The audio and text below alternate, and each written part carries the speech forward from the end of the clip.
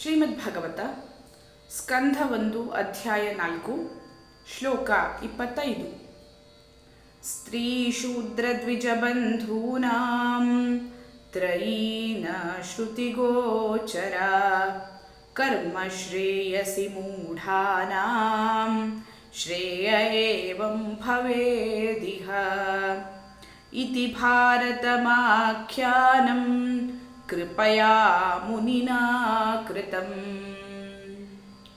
ಅನುವಾದ: ಮಹಾಮುನಿಗಳು ಅನುಕಂಪೆಯಿಂದ ಕೂಡಿದವರು. ಬದುಕಿನ ಅಂತಿಮ ಗುರಿಯನ್ನು ಸಾಧಿಸಲು ಮಾನವರಿಗೆ ಇದು ಸಹಾಯವಾಗುತ್ತದೆಂದು ಅವರು ಸರಿಯಾಗಿಯೇ ಭಾವಿಸಿದರು. ಆದ್ದರಿಂದ ಅವರು ಸ್ತ್ರೀಯರು, ಕಾರ್ಮಿಕರು ಹಾಗೂ ದ್ವಿಜ ಬಂಧುಗಳಿಗಾಗಿ ಮಹಾಭಾರತವೆಂಬ ಈ ಮಹಾಚಾರಿತ್ರಿಕ ನಿರೂಪಣೆಯನ್ನು ಸಂಕಲಿಸಿದರು.